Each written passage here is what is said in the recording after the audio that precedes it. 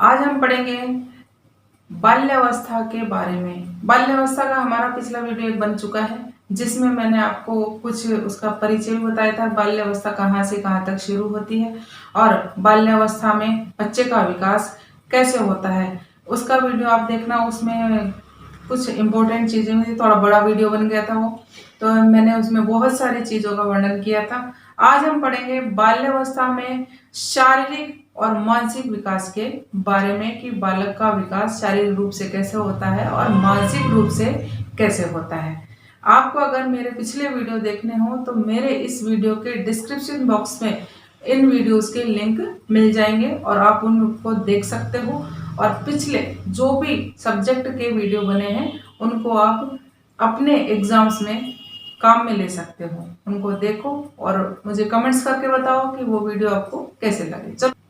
चलो अब पढ़ते हैं हम बाल्यावस्था के बारे में कि बाल्यावस्था कहाँ से कहाँ तक शुरू होती है। वो तो मैंने आपको बता ही दिया था कि 5 वर्ष के अंत और 6 वर्ष के शुरू में बाल्यावस्था आरंभ हो जाती है। 12 वर्ष के अंत तक बाल्यावस्था का पीरियड चलता है प्रत्येक बच्चे का। मनोविज्ञान पर आधारित है। बाल्यावस्था में शारीरिक विकास। बाल्यावस्था में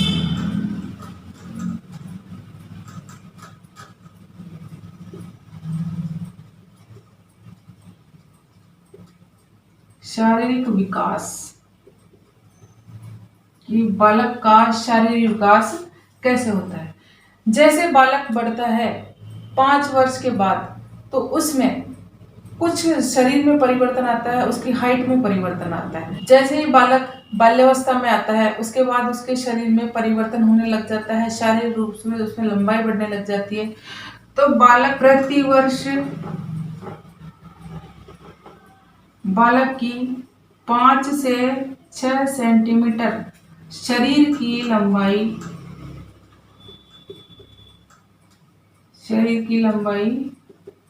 में वृद्धि होने लगती है। जब बाल्यावस्था में बालक पहुंचता है तो उसकी 5 से 6 सेंटीमीटर में शरीर में वृद्धि होना शुरू हो जाती है। लेकिन इसमें भी अंतर है बालक में और बालिका में कि उनकी लंबाई कैसे बढ़ती है। जैसे आरंभ में, जैसे 5 साल के बाद जब बालक बाल्यावस्था में पहुंचता है तो बालक की लंबाई होती है लगभग 108 सेंटीमीटर। और मनोविज्ञान ये मानता है कि जो बालक होता है शुरू में वो बड़ा होता है, वो उसकी लंबाई ज्यादा बढ़ना शुरू होती है। एकदम से बालक की लंबाई ज्यादा बढ़ती है और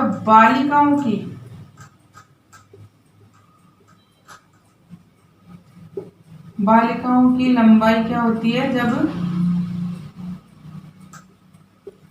107 सेंटीमीटर। शुरू में बालिकाओं की लंबाई कम होती है। 5 वर्ष के बाद जब बालिकाएं होती हैं जिस उम्र में, उनकी लंबाई कम होती है और बालक की लंबाई ज्यादा होती है। अंत में मतलब जब बालक 12 साल का हो जाता है तब बालक की लंबाई होती है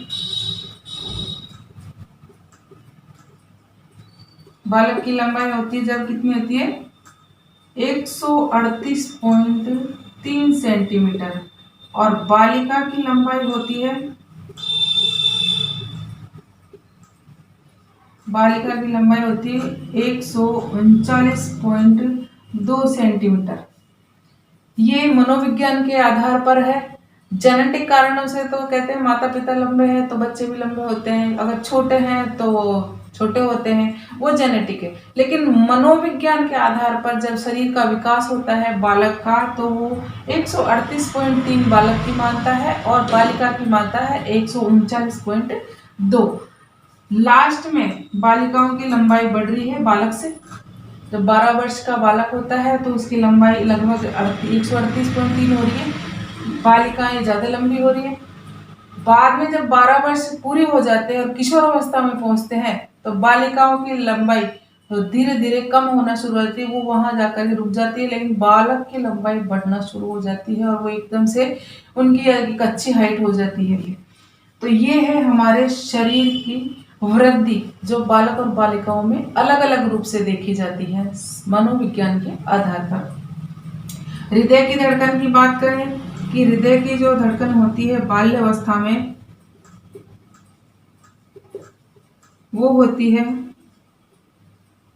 100 प्रति मिनट 100 बार धड़कता है।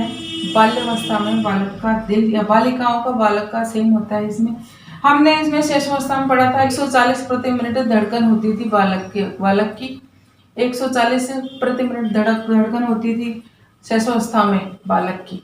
बाल्यावस्था में 100 प्रति मिनट होती है। नेक्स्ट जब इसमें हड्डियों की बात करें कि बाल्यावस्था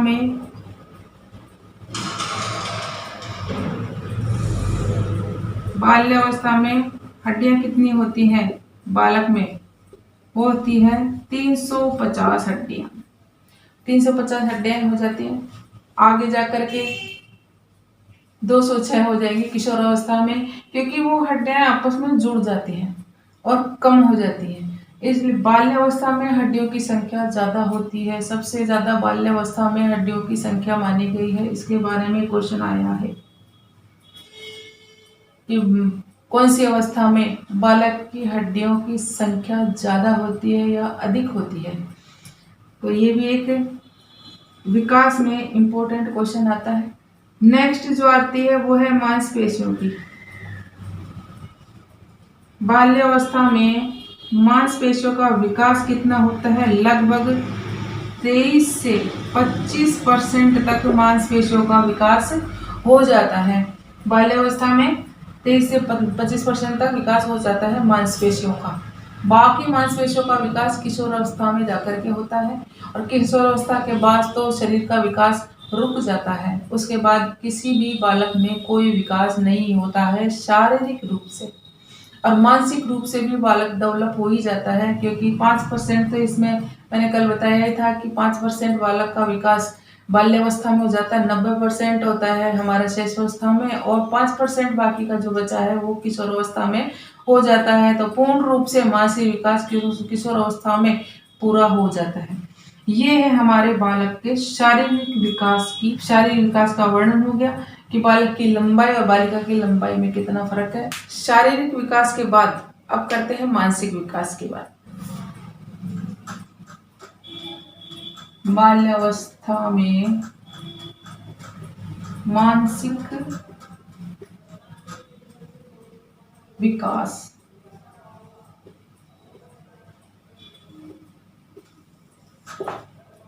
मानसिक विकास कैसे होता है बालक का, जब बालक 7 वर्ष का होता है। 7 वर्ष का जब बालक होता है तो उसका मानसिक स्तर डेवलप हो जाता है। फर्स्ट होता है कि छोटी छोटी घटनाओं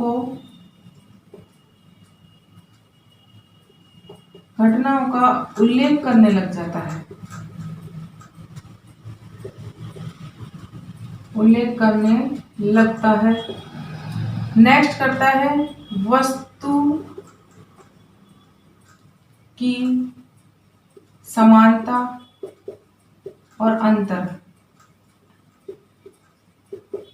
वस्तु की समानता और अंतर को समझने लगता है।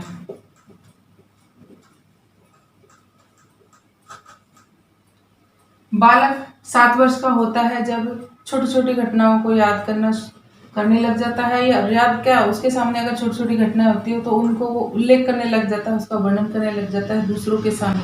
अगर स्कूल में कोई घटना घटती है तो उसको घर पे आके बताना शुरू कर देता है। अगर वो रास्ते में कहीं आ रहा हो और उसने कुछ चीज देखी हो, मानो कि उसने रास्ते में आ रहा है कोई हाथी देख लिया, तो उसको वो बताएगा कि मैंने हाथी देखा, वो इस तरह का था, वो ऐसे दिखता था, उसके पास इतने लोग थे, उसके दिमाग में उसको सोच के क्या क्या विचार आया उसके बारे में बताता है। तो छोटी छोटी घटनाओं का उल्लेख करना लग जाता है बालक जब 7 वर्ष का होता है। दूसरा होता है वस्तुओं में समानता करने लग जाता है, उसमें अंतर करने लग जाता है कि वस्तु अच्छी है या बुरी है। अच्छे बुरे का ज्ञान भी बालक को होने लग जाता है। जैसे अगर किसी बच्चे के पास उसने कोई खिलौना देखा और उसके बारे में जब घर पे आएगा तो वो अपने घर वालों से उसकी जिद करेगा कि मुझे मुझे भी वैसा ही खिलौना ला के दो, जैसा उसके पास था या फिर जैसा उस बच्चे के पास था, जैसा उसने देखा था। तो ऐसे जिद करने लग जाता है कि क्योंकि उसको पता चल जाता है कि वो अच्छा है और वो बुरा है।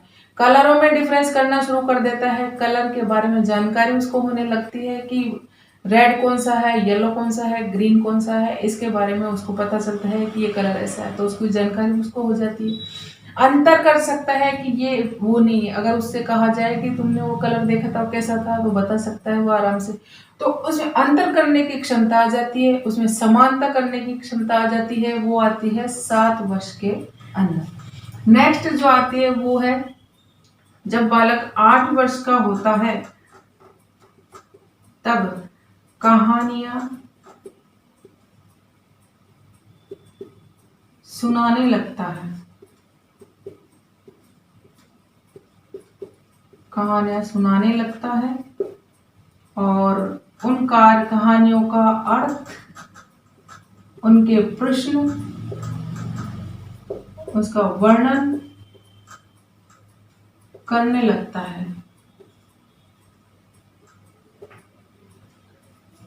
जब बालक 8 वर्ष का होता है तो कहानियां सुना देता है और उनके बारे में बताता है कि ये कहानी में ये अर्थ है। उस कहानी के बारे में वो पूरी जानकारी दे सकता है। अगर उसने कोई पोयम पढ़ी है कि स्कूल में अगर कोई टीचर ने उसको कोई कहानी सुनाई है, उसको वो घर पे आकर के सुना देता है। उसको सुना करके उसके अर्थ को बता देता है, उसमें क्या वर्णन किया गया था, किस चीज का वर्णन किया गया था उसके बारे में बता देता है। उसके बारे में प्रश्न कर सकता है कि इस कहानी में ये ऐसा क्यों हुआ, इसके बारे में प्रश्न करना सीख जाता है, उसको समझना शुरू कर देता है।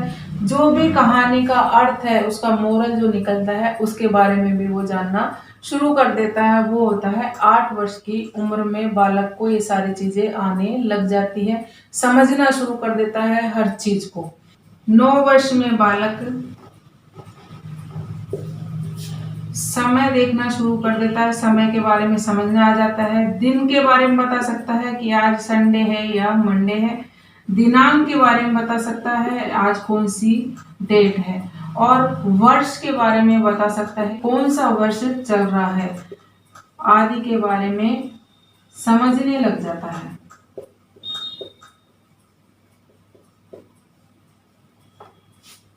ये वाला क्वेश्चन हमारे सीटेट में आया है, पहले पिछले एग्जाम्स में सीटेट में ये वाला क्वेश्चन आया है कि बालक समय, दिन और दिनांक और वर्ष की जानकारी कौन सी आयु में ग्रहण करने लगता है या कब समझने लग जाता है। तो वो होते है 9 वर्ष की आयु में बालक समय, दिन, दिनांक और वर्ष के बारे में जानना शुरू कर देता है या जानने लग जाता है। कहानियां सुनाने लग जाता है बालक कब, 8 वर्ष की उम्र में। उसके प्रश्न, उसके वर्णन, उसके बारे में जो भी कहानी के बारे में जितने भी प्रश्न बनते हैं वो बताना शुरू कर देता है और उसके बारे में वो सीखता है। 7 वर्ष का बालक छोटी छोटी घटनाओं का उल्लेख करना शुरू कर देता है, घर में बताना लगता है। घर की बातों में, घर में अगर किसी ने, दादी ने या किसी ने उसको कोई कहानी सुनाई या कोई घटना घर के अंदर घटी तो उसके बारे में वो स्कूल में बताना शुरू कर देता है, क्योंकि वो समझने लग जाता है उस बारे में। वस्तुओं में समानता करना सीख जाता है कि अगर क्लास में एक बच्चे के पास अच्छी पेंसिल है तो उसको भी वैसी ही पेंसिल चाहिए। क्लास में अगर किसी बच्चे के पास अच्छा बैग लग रहा है उसको, तो उसको भी वैसा ही बैग चाहिए। तो वो उसके बारे में डिमांड करना शुरू कर देता है, अच्छे बुरे की परख उसको होने लग जाती है। वो 7 वर्ष में ही शुरू हो जाती है वो चीज़। तो 10 वर्ष का बालक, 10 वर्ष का बालक द्रुत गति से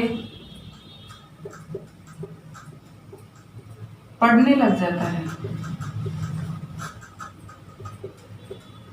पढ़ने लगता है या रीडिंग करने लगता है।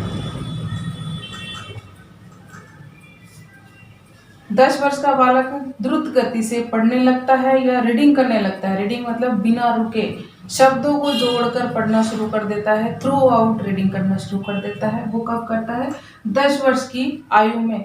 10 वर्ष की आयु में ही तार्किक एवं निरीक्षण क्षमता बढ़ जाती है, बालक की तर्क करने की क्षमता बढ़ जाती है, हर एक चीज को उसको निरीक्षण करने की क्षमता बढ़ जाती है कि उसमें हर एक चीज को जानना शुरू कर देता है, उसको बारे में कौन सी चीज कठोर है, कौन सी चीज उसको आसानी से समझ में आती है, ये चीजें भी जानना शुरू कर देता है। तो निरीक्षण भी करता है हर चीज का। 11 वर्ष का बालक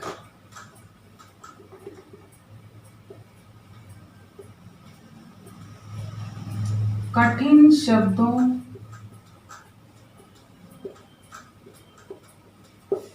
को समझने लगता है।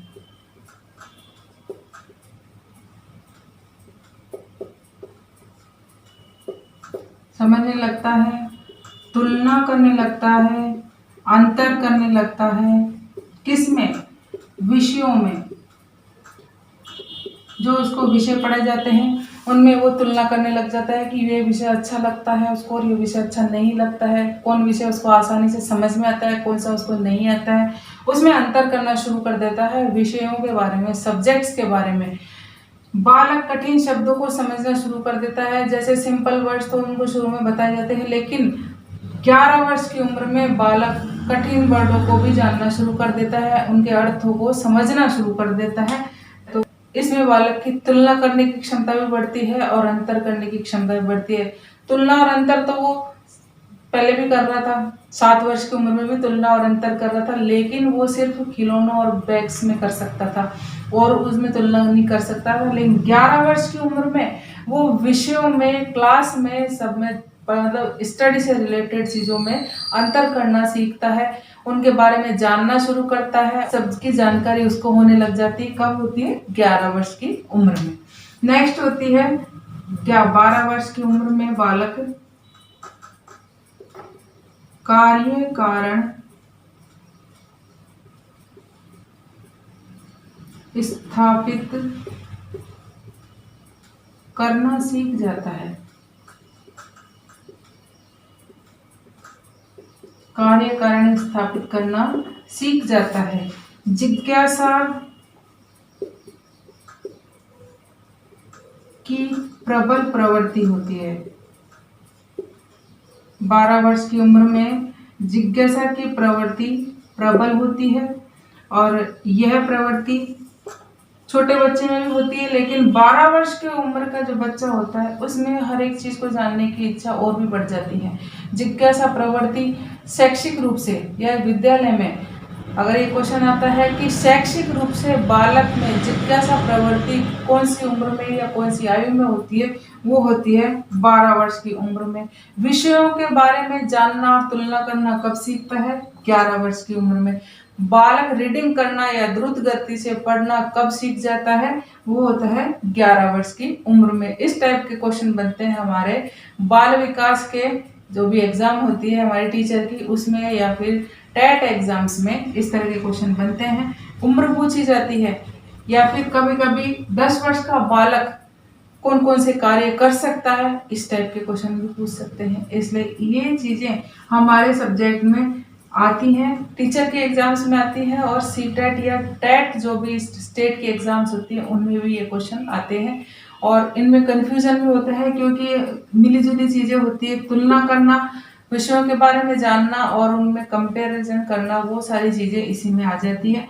जिज्ञासा प्रवृत्ति बढ़ती है, लेकिन जिज्ञासा किसमें? विषय को, विषय से संबंधित या सब्जेक्ट से संबंधित जिज्ञासा बढ़ती है बालक में 12 वर्ष की उम्र में। वो जानना शुरू करता है, अपनी राइटिंग एक अच्छे से लिखना शुरू कर देता है। उसकी आप अगर कॉपी देखो तो उनकी राइटिंग बड़ी अच्छी होती है 12 वर्ष के बच्चों की, क्योंकि वो हर एक चीज में चेंज करते हैं, हर एक चीज को अच्छे से करने की कोशिश करते हैं। उनमें जिज्ञासा होती है, कंपैरिजन होता है, बालकों को देखकर भी कंपैरिजन होता है उस उम्र में। तो 12 वर्ष तक का हमारा होगा बाल्यावस्था कंप्लीट, मानसिक विकास के स्तर से। आगे हम नेक्स्ट पढ़ेंगे बाल्यावस्था में संवेगात्मक विकास कैसे होता है, जो नेक्स्ट वीडियो में मैं पढ़ाऊंगी। आपको मेरा वीडियो कैसा लगा उसके बारे में मुझे कमेंट्स करके बताओ। वीडियो को लाइक करो, शेयर करो और अपने दोस्तों तक पहुंचाओ। जो भी टेट एग्जाम्स की तैयारी कर रहे हैं उन तक इस वीडियो को शेयर करो और ये जानकारी वहाँ तक पहुँचाओ। मैं अदिनिता एजुकेशन चैनल से Anita. Thank you so much watching my channel. Thank you.